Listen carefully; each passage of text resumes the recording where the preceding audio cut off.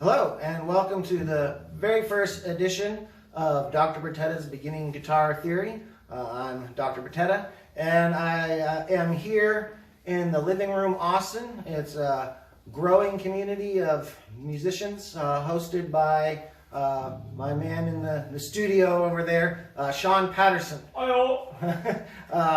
So he's going to be kind of guiding me along here in this process that I've never done before. So what am I doing here? Well, I am going to be offering guitar lessons, hence the name Beginner's Guitar Theory. And as a guitar player, I realized about a year and a half ago that really learning and delving deep into theory, music theory, through playing guitar really helped me as a guitar player. In thinking about music and, you know, what are the different possibilities outside the sort of norm. So that's kind of what prompted, you know, my thinking about this series. And as the title suggests, it's Beginning Guitar Theory. Doesn't mean you have to be a beginning guitar player, though you could be.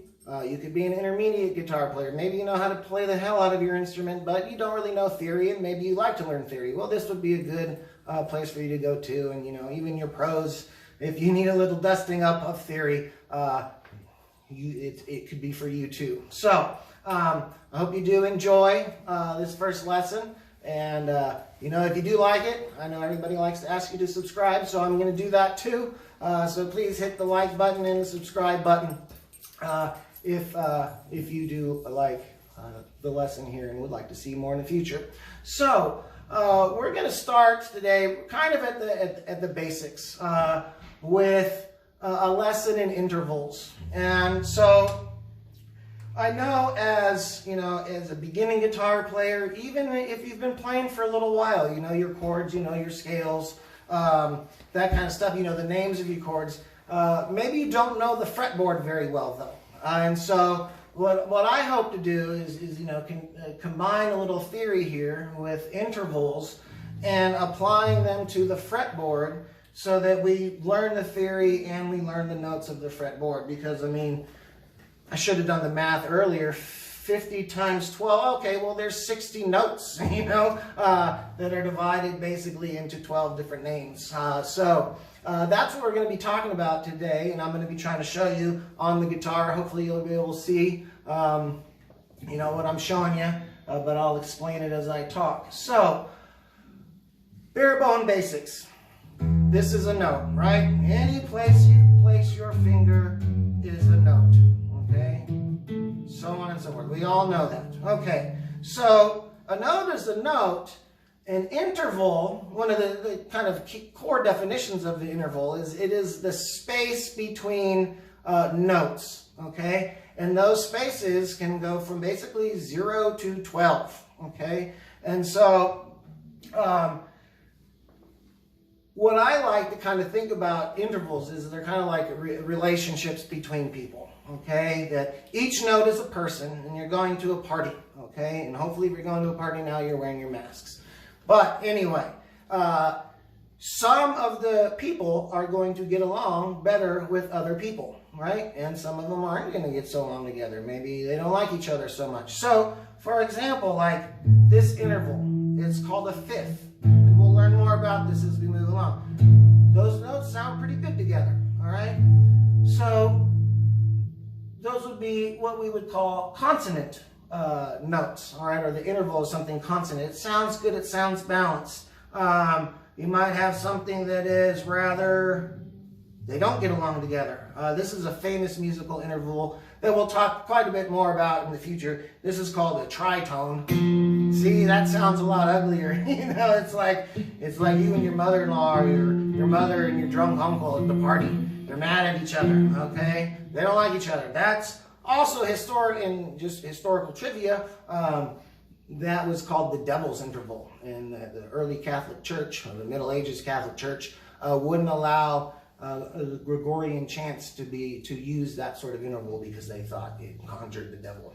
Okay, so intervals are the distance or the relationship between notes. And so we can think of them. Do they get along? Do they not? So in musical theory terms, music terms, if the notes get along, they're called consonant notes. Okay? If the notes don't get along so well, they're referred to as dissonant notes. So consonant intervals, or I should be saying, dissonant intervals, or consonant intervals. So consonant intervals are typically stable musically. They're rather relaxed, okay, and they provide a sense of stability, okay. Dissonant notes, on the other hand, are like they want to move, okay. They are unstable. So kind of one of the key kind of things to pull from those two definitions may be stable and unstable, because music is something that moves from stability to instability to stability. So, in most forms anyway. Anyway, so, okay. Consonant and dissonance intervals are the distance between notes.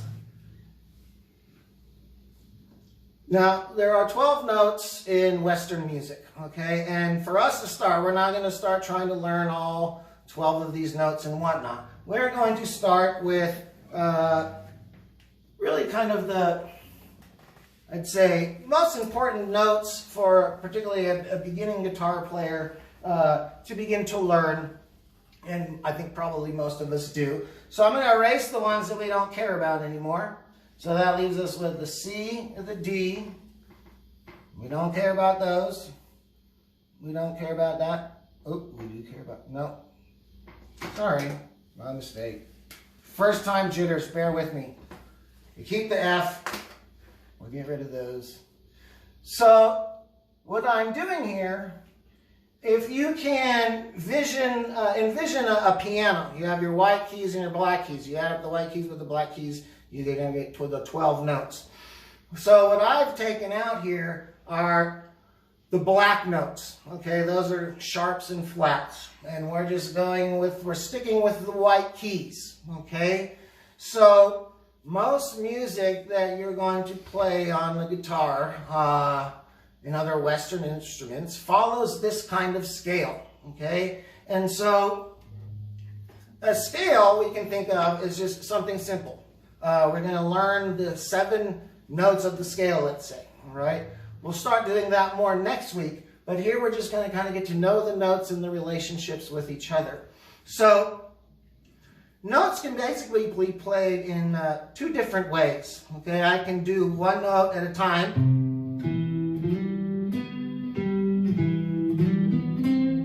So that I'm playing the notes in a melodic fashion. All right, beautiful melody or not, that was a melody. Okay, so that's when I'm playing them one by one. I'm creating a melody. Well, that comes from a scale. Now, when I put those notes together, these are all the same notes that I played when I play that, okay? It doesn't really matter the example now, but if you're interested, it's the C major chord, and these are the notes from the C major 7 chord itself, the notes of the chord. So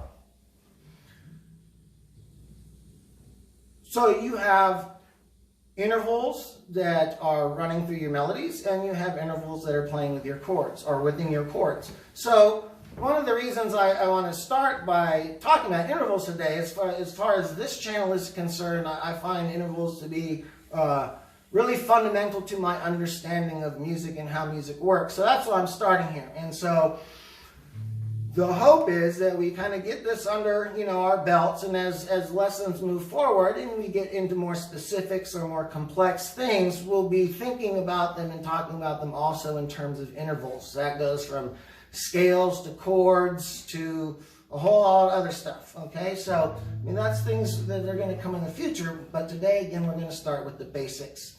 So, the way intervals work is the notes receive numbers, okay? So we've gotten rid of that. Hey man, can you give me my eraser? Forgot my eraser. Clearly. So we learned what intervals are. What are intervals? The distance between notes.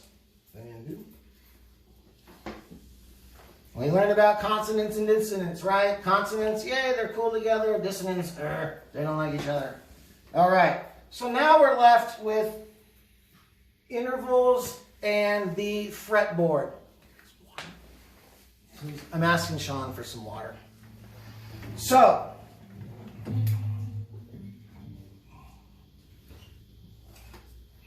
we give these intervals or these notes numbers. So, arbitrarily, but not so arbitrarily, we're going to start with C.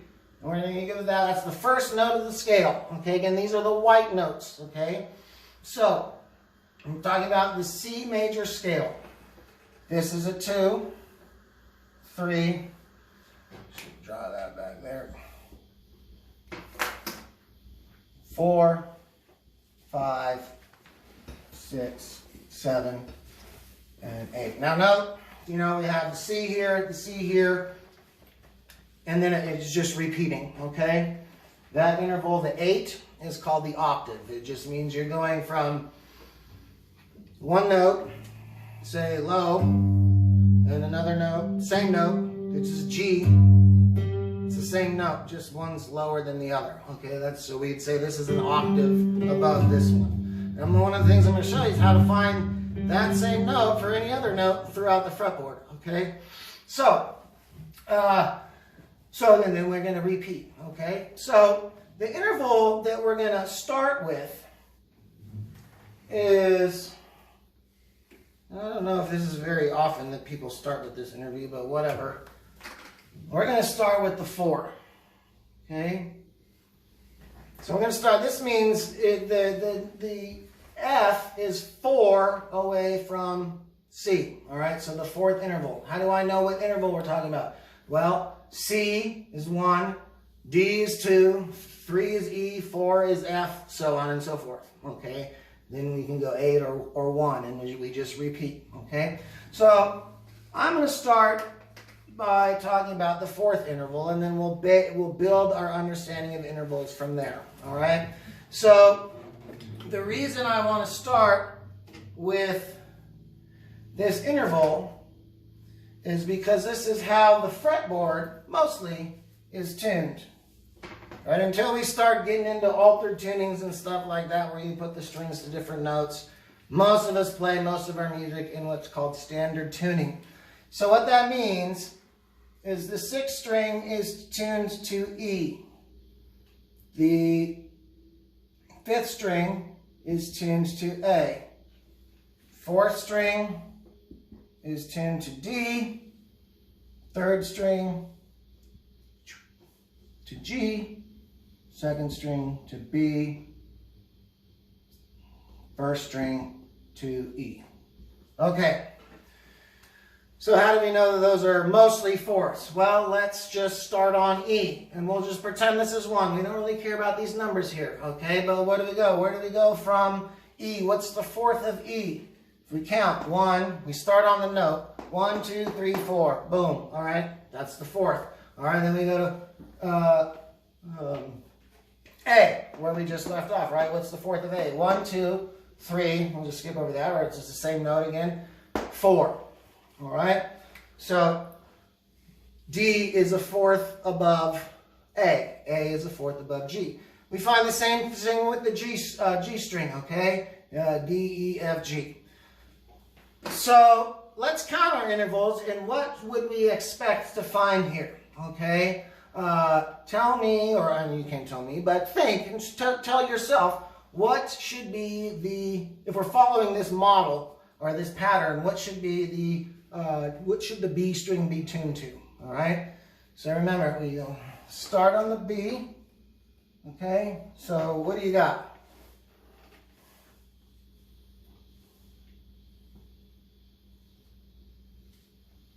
One, 2, 3, 4. Okay. So maybe some of you said C, because you'd be right if we were following this pattern, right? 1, 2, 3, 4. But you see, it's not. It's 1, 2, 3. Okay? So this interval is a 3rd. All right? Well, these intervals are 4ths. All right, and then D and G, and then from B, 1, 2, 3, 4, okay, from B to E. So those are all fourths. So the reason I want to start with the fourths intervals is because they form a very easy pattern to remember when you're playing the guitar, okay? No matter where you're playing. So I have an E, all right? We've already learned that the A is the next note, okay? So if I'm playing an open string, meaning to say, I'll get this right sooner or later to help you see better if it's difficult. But I'm going to play open E. That's the open string at the top, okay? Open means I'm not putting my fingers anywhere, all right? Then A, right directly below it, okay? So, if I know that, say, this is the note A, then if I'm plucking again the 6th string, A, and the 5th string at the same time, can you tell me what that note is? But again, if we're starting here, what's the 4th note? A, B, C, D. Yeah? Awesome. All right? That's it. All right? So, if we go from A, we find the same thing from A to D. Yeah? A, and this note too, again, is D. Bam. All right? Easy stuff. This is where it gets a little tricky though. It's the 3rd and 2nd string, okay? Because again, they are tuned differently at a different interval, okay? So the fingering is going to change. So where can I find these different notes? Okay, so again, what is, if I'm on the 3rd string, say on the 5th fret, okay, that's the note C. Well, what's 4? 1, 2, 3, 4. Well, the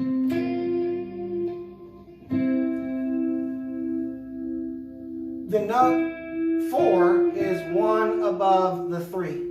Okay, so from the 3rd to the 2nd string, that same pattern is actually an interval of a 3rd. All right. So what's the 3rd of C? E. What's the 4th? Well, 1, 2, 3, 4.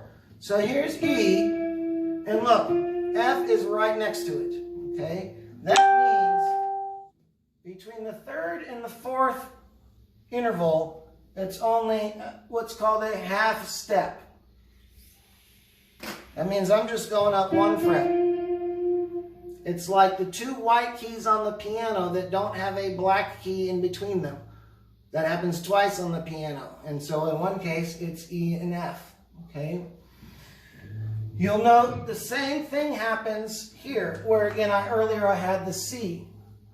Okay, all of these would be black notes on the piano, the things that and there would be more than this, but these would all be black piano keys. Notice there's not one between here, and there's not one between here. That means on the guitar, you're just going up, again, what's called a half step. All the other steps are whole steps. Sorry, it's kind of difficult writing on a shaky board. But a whole step, if a half step is just 1 fret up, a whole step is 2 frets up. Okay? So, the way the major scale that we have here, this is the most fundamental scale of all of Western music. The Western scale goes by this. This is sort of the formula. Whole step between 1 and 2. Whole step between 2 and 3. Half step between the 3rd and the 4th. Whole step, whole step, whole step, half. Okay? So, this is going to be really important to, get into your brain. Whole step, half step, whole step, whole step, whole step, half step. All right? And the more you can learn that through practice, the easier it's going to be to come to know the fretboard. I'm going to try to give you some hacks of how you can learn the fretboard, which can, you know, pose some guitarists difficulty. I know I had problems with it in the beginning. So if I play this note, again, well, that's the note on the 6th string, E, right? Now I know I'm here. I'm in E. So where do I go to find the F? 1/2 step, right? So E, F. Now what am I going to do to get to G? I need to skip, right? I need to skip one note. Where do I go? I'm at G, okay? So whole step. What is this? A. What do you have between A and B? Another whole step, yeah? Okay. Then we have a 1/2 step, and we're at C. So if you can learn, and we go back to E, I should say that. When you get to the 12th fret, the notes repeat all over again. All right, so this is E, A, D, so on and so forth. So if you can get the formula in your mind, then you can get the fretboard in your mind real easy too. Okay, so again, you got to kind of know what note you're starting at, and then if you know the steps, 1/2 step, whole step, because again, I'm starting here, whole step, 1/2 step, whole step, so on and so forth, then you're going to be able to find the other strings, or the other notes on the other strings, okay? So, what did we learn this was? 3rd fret, 5th string, or 6th string. It's G, right? E, F, G. Okay. Now, with the trick that I showed you a little earlier, that I just kind of threw in there, we can find another G right away, okay? So, how do I do that? This is again the octave that we're talking about. Remember I go up 2 strings and up 2 frets. These are the two of the same notes. I can go up. Let's say I went up a whole step. What notes are those? A, right? Okay. So you want to remember if you can remember the formula, and you know your 6th string, and you know these, I just again kind of think of them as hacks to help you learn the fretboard, then you're going to learn the notes all the way through the neck. Okay, so we've got 3 notes. We know how to find 3 notes so far. We know how to find the note up here, because we know this is E, and we know the formula. So then I got my 2nd note. And then as we talked about earlier, we talked about the 4th, right? So where's the 4th? The 4th again is this shape here, right? One over the other. Same fret, 6th string, 3rd fret, 5th string, 3rd fret. So that's the 4th. So if I'm on G, what note is this? Again, let's count to 4. 1, 2, 3, 4. That's the C note, okay? So what was the 5th? The 5th was D, right? What was the 4th? The 4th is C. What is the 8th? The 8th is G, the octave. So the 5ths are very big in like rock and roll music. You know, these are called power chords, okay? These are kind of standard in a lot of rock music and other types of music, just a basic chord. So it's a 5th, okay? All right, so we have the root. We understand how to find the root. We have the 4th, and we have the 5th. So we found those. Now let's find, say, the 2nd. Well, let's say I know this is, I guess I shouldn't have that in my mouth. If we know this is C, why do we know this is C? Because we know this is G, right? G, A, B, C. Now I know that's C. So now, eventually I just know that's C. So now, if I'm on C, I want to find its 2. Well, up, 1/2 step, D, okay? And I know then, we'll go from 4 to 5 to 6. It's another 1/2 step, okay? So G and E. E is the 6th of G. So it's really, for me, it's about learning the shape, learning the 6th string, learning your interval shapes, and kind of figuring it out according to those sorts of patterns. So Now we're left with a couple more intervals to find. We'll move to what's called the third, okay? Arguably like the most important note in any, say, chord, aside from what's called the root note, okay? And we'll talk more about the third in a later episode. Right?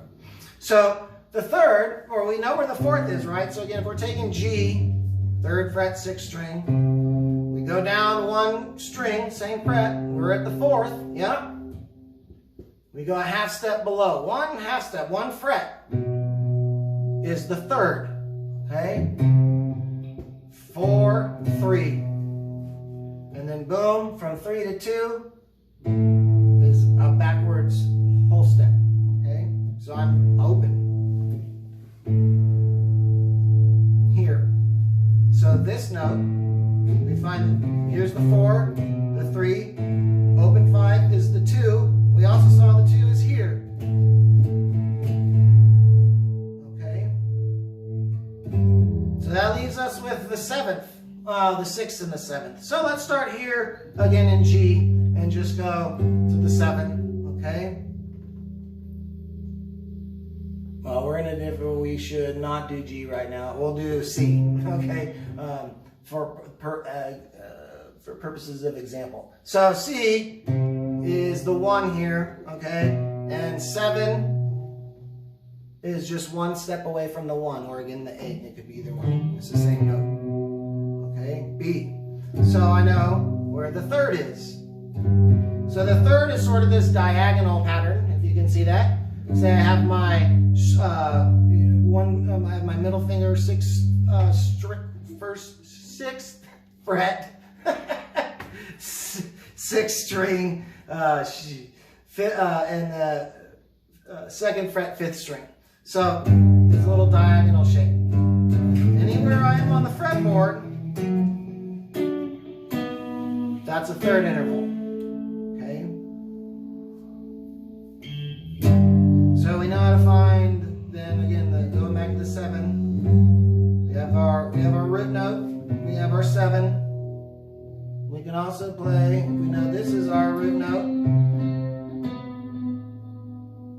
We can go down here. And this is also the 7. So the 7th interval skips a string and goes up 1 fret. So it's diagonal and kind of the opposite way of, say, the 3rd was. And even they kind of make some pretty sounds. Okay.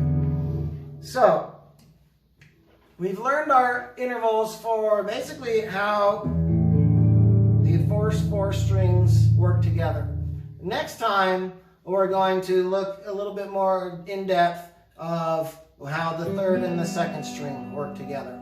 Okay, so for the time being, you know, if you can apply some of the ideas that we've been talking about here, I think it's going to make your learning the fretboard that much easier, and figuring out where other notes are on the fretboard. Okay, take it slow. I'm gonna, if I can figure it out, I'm gonna put some information, attach it to this YouTube or put it online somewhere that you'll be able to get it for free. And so I'll be putting some of the stuff I talked about, like what the fuck was he talking about? Excuse me. But you know, I'm going to put that online, and if you really want to test yourself, I'm also going to put online a couple quizzes you can say, just so you can test your knowledge, and I'll have the answers, you know. And so next time around, we'll kind of have a follow-up here, okay, and then talk about the third to 2nd string and the 2nd to 1st. So to wrap it up, you want to pay attention to the formula, right? First off, you know, the numbers, the interval numbers, 1 through 7. The relationship between them, is it whole step, half step, whatnot. And then learn the open strings. Okay, learn those notes. And again, you can find it. So before I sign off for the evening, let's just try another string. Okay, and see what we can do. So we'll start on the 4th string. Real quick, we know that's D, all right?